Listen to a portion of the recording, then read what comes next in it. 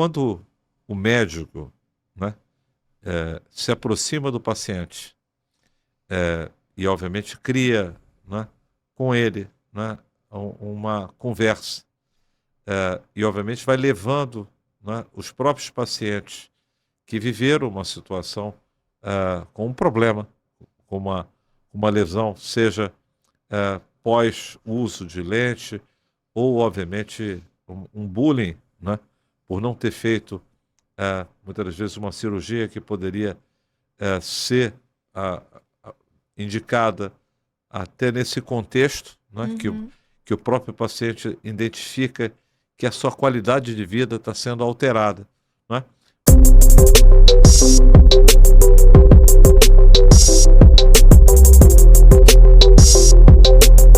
Existem indicações que são indicações muito mais amplas do que simplesmente esteticamente, mas alguma coisa que vai penetrando dentro da construção da vida do indivíduo, Com da certeza. qualidade de vida, né? Uhum. Interferindo, por exemplo, em determinadas práticas esportivas. Claro. Né? Quando o sujeito vai à praia ou vai numa piscina, é recomendado que ele adentre a água do mar ou a piscina com a lente, ou idealmente esse indivíduo deveria de ser, se ele puder, tirar a lente de contato? Qual a Isso. sua orientação para isso? Então, hoje em dia a gente está frisando muito o cuidado de deixar as lentes e os acessórios das lentes longe da água. Então, aqui dentro desses mandamentos, a gente já vê que o primeiro mandamento fala: lave muito bem suas mãos com água e sabão e seque completamente. Para a lente não, você não colocar a lente nem com o dedo molhado. Limpar as lentes somente com a solução, não limpar com água, não colocar água no estojo, não colocar lavar a lente embaixo da água da torneira, apesar de isso né, um pouco talvez para o usuário, para o paciente, mas meu Deus, a água é limpa, eu vou lavar minha lente com a água. Caiu no chão, eu ponho na água. Não, porque justamente a água comum, a nossa água dos nossos encanamentos, mas também a água de piscina, de mar e tal, ela pode ter contaminação com a cantameba, que é um protozoário de vida livre, que ele se adere a esse material poroso da lente de contato. Então, ele pode se aderir ali e aí, com o tempo, passar a infecção para o seu olho.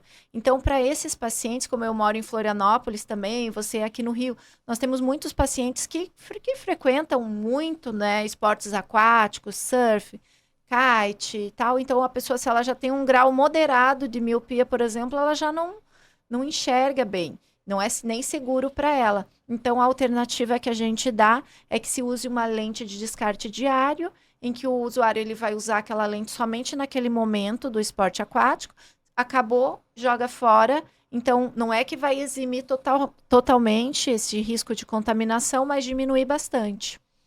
Vocês observem como a orientação profissional, né, vai ajudando o paciente a ter escolhas compartilhadas, né? Então, isso é muito novo na medicina, né? Porque em todas as ações tem um risco, né? E, obviamente, o paciente conhecendo esse risco, o profissional orientando como mitigar esse risco, e ele enxergando a necessidade de ser um indivíduo que assuma o risco, monitore os eventos precocemente, para que aquilo que ele queira fazer ou ele queira fazer, ele possa entender as consequências. Então, essa decisão compartilhada, né, e para a gente poder tomar decisões compartilhadas, a gente sabe que tem uma assimetria de conhecimento entre o paciente e o profissional especializado. Sim. E até mesmo entre os médicos, né? Então, se alguém me pergunta sobre lente de contato, eu vou ligar para a doutora Cláudia, né? Por quê? Porque o meu conhecimento é limitado, né? Para mim poder entender esses detalhes, né? Até porque a época que eu usei lentes de contato, as lentes eram endurecidas, né? Uhum. Não eram lentes hidrofílicas, lentes essas hoje muito bem toleradas pelo paciente, mas por outro lado existe muito mais rigor, né? Aham. E muito mais conhecimento embutido em relação a isso. Então esse é um ponto fundamental, né? Que, obviamente, é... Agora eu queria que você pudesse falar um pouco sobre homens e mulheres em relação ao uso correto das lentes Aham. e realmente em relação às cirurgias estéticas, Aham. né? De refração, Refrativas, refrativas, cirurgias refrativas. refrativas. O homem faz menos, as mulheres usam mais lentes de contato. Como é que é isso? Como é que você percebe isso no seu consultório e como é que, ou se isso está mudando, né? Aham. Eu acho que assim, os jovens, nessa faixa etária dos personagens do livro, por exemplo, eles não têm a opção de cirurgia. Porque a cirurgia, a gente começa a indicar essa cirurgia laser para correção a partir dos 21 anos, desde que o grau esteja estável. Então, nessa faixa etária de jovens, eu acho que é bastante igual assim o uso, tanto para homens quanto mulheres, pela necessidade do jovem praticar um esporte, fazer uma dança, ou mesmo aqueles que realmente têm um problema mais sério de autoestima e de baixa aceitação com óculos. Aqueles vão usar lentes de contato. Isso, no livro, os personagens encontram na lente essa tábua de salvação na sua vida. Isso. Mas ao longo daí depois, com o passar do tempo, lógico que o usuário ele pode optar por fazer a cirurgia refrativa, que é essa cirurgia laser para o adulto jovem, realmente é super segura, já é um procedimento também que através dos exames a gente consegue ter uma previsibilidade grande e hoje já está muito bem estabelecido quais são os limites para essa cirurgia. Então, espessura da córnea, curvatura da córnea, a gente já consegue saber qual é um paciente que é um bom paciente para aquele procedimento e qual que não é. Quando a pessoa tem algum senão, a gente já não indica. E aí a pessoa fica usando as lentes mesmo. Isso é muito importante, né? Quer dizer, eu acho que eu vou agora poder explorar você um pouquinho para a área da cardiologia, né? Uhum. E, obviamente, a grande doença, né? Ou as doenças que a gente encontra no cardiopata são as doenças ligadas ao diabetes. Uhum. Você podia explicar para a gente que tipo de cuidado o paciente diabético deve ter com a sua saúde ocular? Nossa, com certeza esse é um aspecto muito importante, porque você sabe que o diabético ele tem um risco de cegueira 30 vezes maior que uma pessoa que não tem diabetes. Como a gente sabe, a diabetes é uma doença vascular, então ela atinge a microcirculação do nosso corpo e os nossos vasos ali oculares também são acometidos. O olho ele tem um papel muito importante no diagnóstico, inclusive no estadiamento da doença no paciente, porque é o único órgão do nosso corpo em que a gente consegue enxergar a olho nu os vasos. Então, através do exame do fundo do olho, a gente começa a ter noção de como que está o estado daquele paciente. Então, é fundamental que todo paciente diabético faça consulta oftalmológica anual. Ali, a gente começa a examinar o paciente. Então, digamos, se o paciente começa a ter alterações na retina, começa a ter microhemorragias nos vasos do fundo do olho, vazamentos, a gente consegue imaginar que todo o seu corpo está tendo esse envolvimento. Então, membros inferiores, as extremidades, rins, coração, cérebro, tal, toda essa microcirculação pode estar alterada também. Então, quando a gente percebe isso, não é o ideal é que o diabético não desenvolva isso, que ele cuide antes, né? Mas quando acontece, todas as sirenes já ficam ligadas, a gente já começa a intervir e fazer tratamento com laser, tratamentos para estancar esta retinopatia diabética naquele ponto para não avançar. E o que é curioso, Evandro, que o paciente, neste momento, quando ele começa a ter alterações visuais, alterações oculares ali visíveis para nós, muitas vezes ele não tem alteração ocular ainda. Então a visão dele está normal. Não, eu estou muito bem, doutor. Como é que tá a sua diabetes? Você cuida? Ah, doutora, já sabe como que é? Já sou relaxado, uma cervejinha, um docinho, um bolinho, um pãozinho. eu vou levando. Como é que é a sua diabetes? Ah, é 200, é 250, é 180, mas tá tudo bem, eu tô ótimo, tá tudo bem. A gente vai ver a alteração, já tem alteração no fundo do olho. Então, isso que é a grande mensagem, é realmente que uma pessoa que descobre diabetes, ela tem que sofrer uma grande mudança no teu estilo de vida, é o que eu falo. Ah, descobriu que tem diabetes, agora você vai ter que passar de A a Z. Você vai ter que ir da água para o vinho. Se você era sedentário, se você comia muito doce, bebia muito, você vai ter que virar fitness. Então, vai ter que praticar exercício diariamente, você vai ter que ter alimentos de baixo índice glicêmico, uma alimentação regrada, além do medicamento. Nós consideramos que o eficiente para a prevenção da cegueira, para a prevenção de alterações oculares, é que o tratamento seja baseado nesse tripé: exercício físico, dieta e o tratamento medicamentoso, além das consultas de prevenção. Isso é muito importante, né? Porque muitas das vezes o paciente ele não traz essa informação para o cardiologista. Uhum. Ele foi oftalmologista, né? E obviamente a gente ainda tem no nosso país a ausência de uma carteira, né? Ou um cartão que possa ter as informações todas, né? Do paciente. E existe muita fragmentação, né? Uhum. Então, quando, né, você tem o seu oftalmologista de confiança, e eu garanto que você deva informar a seus cardiologistas e clínicos o que é que está acontecendo com seus pacientes, Uhum. né, emitindo relatórios, né? É muito importante que o paciente, em cada momento que ele vá ao oftalmologista, ele peça essa descrição, né? Ele sendo diabético, hipertenso, né, ou tendo uma doença oftalmológica, e leve ao seu cardiologista. E também, por outro lado, todo cardiologista não esqueça de cobrar, assim como a gente pede para que faça o preventivo, o ginecológico anual, né? Ou Perfeita a faça comparação. seu exame de próstata, Aham. não é? Então, o exame ocular é muito importante, a saúde ocular no paciente cardiopata, Com não é? certeza. E a gente vê É. muitas das vezes essa comunicação que deve ser cada vez melhor entre os profissionais. E é muito importante, a gente percebe que o nosso paciente, ele relaciona muito a oftalmologia com a necessidade do óculos. Então, eu estou enxergando bem, tá tudo bem. Não, Sim. se eu enxergo bem, tá tudo bem. Mas as doenças são silenciosas. Então, o diabético, ele já pode estar tendo alterações iniciais da diabetes e a sua visão está inabalável ainda.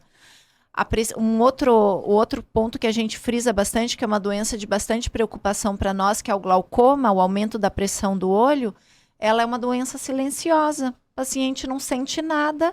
Se ele não faz as consultas rotineiras anuais, ele pode chegar em casos já bastante avançados, tanto que o glaucoma é hoje a maior causa de cegueira. Sim. Muito importante também essa sua observação. Então, essa conexão, né, do cardiologista, do oftalmologista, né, em prol de você, paciente, é fundamental, não é?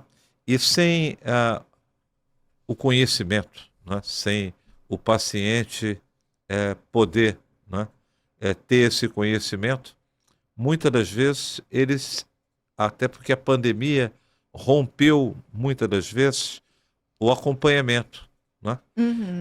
Com Médicos se certeza. aposentaram, médicos mudaram, inclusive saíram do Rio e foram para Floripa, É. né? E, obviamente, e muitas das vezes a pessoa perde o acesso ao sistema de saúde, Uhum. né? A um plano, né? E, às vezes, todo aquele histórico, né, foi esquecido e abandonado. Uhum. Então, eu gostaria que você passasse uma mensagem, né, para a gente aqui, na sua visão, para, primeiro, os adolescentes que estão convivendo com o óculos e obviamente, não, muitas das vezes por medo ou receio, não tomaram uma ação de poder testar uma lente de contato. Uhum. O segundo, para esse grupo de pessoas que já são mais idosos ou indivíduos adultos, portadores de doenças como hipertensão e diabetes, né?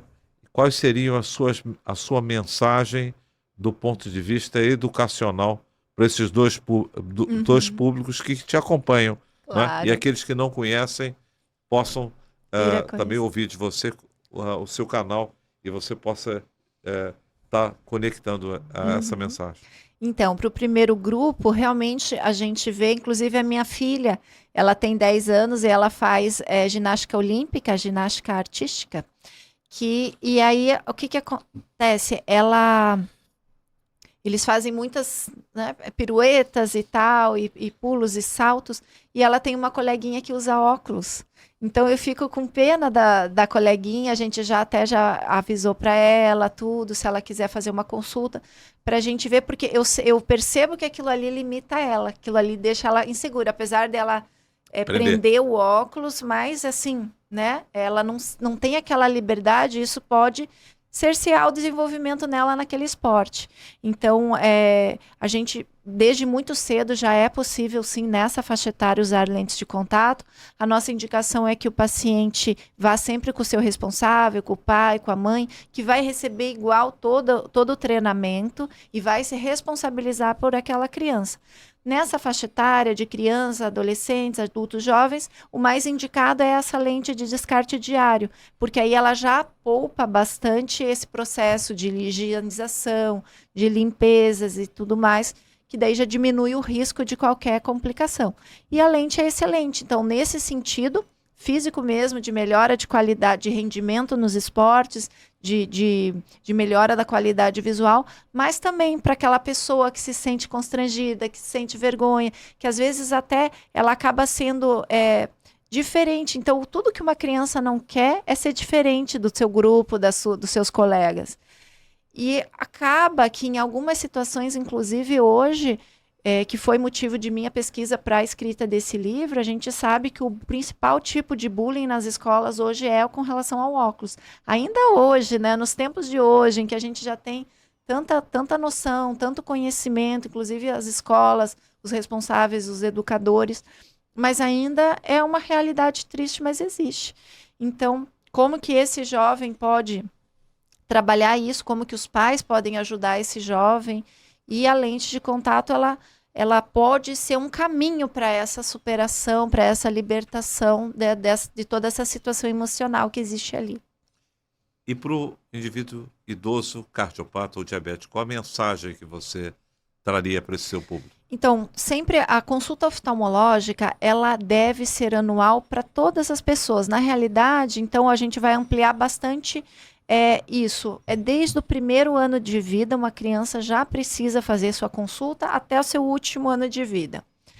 Mas para as pessoas, seus pacientes cardiológicos, é fundamental também que eles tenham este acompanhamento anual por conta das alterações oculares que podem vir da hipertensão e da diabetes no olho. São causas de cegueira, sim, interferem diretamente nos vasos da retina.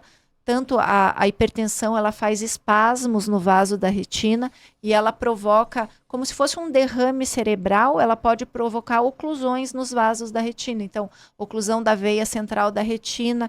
Eu tive um pico de pressão, deu como se fosse essa trombose lá no olho, como se fosse um AVC no olho, e a pessoa para de enxergar. E isso é muito comum naqueles pacientes assim que não acompanham constantemente com o seu cardiologista. É comum naquele paciente que sabe que tem a hipertensão, mas acha que não precisa tomar o remédio diariamente, que sabe quando a pressão está subindo. Então, eu já tive vários exemplos, inclusive de pacientes jovens, que me falavam, que a gente pergunta, quais os seus outros problemas de saúde? Tem pressão, tem diabetes? Eu tenho pressão. Qual o seu medicamento? Não tomo remédio. Eu sei, eu tomo de vez em quando, eu percebo quando está subindo. E aí esse paciente, em um momento, ele tem um pico de pressão e esse pico de pressão pode ser suficiente para causar essa perda ocular, que é algo assim, é muito lamentável. Então, o paciente ele deve ter esse acompanhamento constante e sempre estar averiguando realmente dessa necessidade do uso do medicamento. E o diabético, então, nem se fala, né? Grande causa de cegueira em nosso meio. todos os cuidados, mesmo que você não tenha alteração ocular hoje, não significa que a sua visão ocular está preservada. O que vai dizer que a sua visão está preservada é o exame oftalmológico completo, com medida da pressão do olho, com exame sob dilatação. Então, esses pacientes eles devem ser submetidos à consulta e aí depois, no final, o exame com a pupila dilatada para a gente averiguar o fundo do olho. Então é muito importante tudo aquilo que nós aprendemos aqui hoje, não é? E a gente, como cardiologista, vê o exemplo de uma liderança feminina médica que tem um compromisso não só de tratar pacientes ou colocar lentes de contato ou fazer uma cirurgia, mas de cuidar das pessoas. E cuidar das pessoas envolve o coração, né? E suas lentes, né? Através da educação. A educação é que transforma, né? Assim como a filha da doutora Cláudia, né? Que está na fase ainda da educação, né? Aquela tradicional, mas já aprendendo que o ambiente da escola, ele hoje tem que ser o quê? Sem bullying, né? A gente entendendo a diversidade, a equidade das pessoas, e também o paciente entendendo que ele também tem que se munir de informações sobre as suas doenças crônicas. E a importância do acompanhamento por profissionais que realmente possam, mais do que uma prescrição de um óculos, que possam estar educando esse indivíduo e servir como um exemplo, né? E obviamente, isso transforma a vida das pessoas. Eu quero, dizer, Cláudia, foi uma honra para mim, um privilégio ter você aqui na Nova Cardiologia. Desejar a você muito sucesso no lançamento do seu livro, da sua campanha de Setembro Safira, que você possa evitar, né, que as pessoas percam a sua visão, que obviamente faz com que as pessoas tenham uma vida produtiva e prazerosa, que a gente possa ter menos pessoas com transplantes de córnea de forma desnecessária, porque não usou corretamente ou foi atacado por uma bactéria ou um agente como uma ameba, né, que pode corroer e destruir uma córnea, né, e às vezes uma pessoa jovem, né, que água e lente de contato, nós aprendemos aqui, não são coisas boas. A gente deve secar e higienizar. A hora do sono, o olho gosta de dormir sem lente e principalmente, né, a gente só consegue fazer isso se a gente educa as pessoas de forma amorosa, né, e não que a gente possa incutir medo, né, porque não há medo quando as pessoas sabem utilizar corretamente uma lente de contato ou tem uma cirurgia bem programada, bem indicada, feita no paciente certo, da forma certa. Então, eu queria agradecer muito a sua presença aqui no Rio de Janeiro. Você, de forma generosa, está trazendo a sua experiência e nos ensinando, né, a utilizar de forma profissional, levar ao paciente as informações corretas, e isso faz com que as pessoas possam tomar boas decisões em relação à preservação da sua saúde, ou aqueles que têm uma doença, que possam ter a sua doença controlada. É mais ou menos isso, Cláudia? Exatamente isso. Esse é o nosso objetivo, é fazer com que as pessoas, que o conhecimento do médico hoje, ele não fique mais entre quatro paredes, que a gente consiga impactar positivamente a vida não só dos nossos pacientes, mas da população como um todo, e fazendo com que cuidem bem, no meu caso, cuidem bem de seus olhos, prevenindo complicações aí que podem ser totalmente evitáveis e desnecessárias.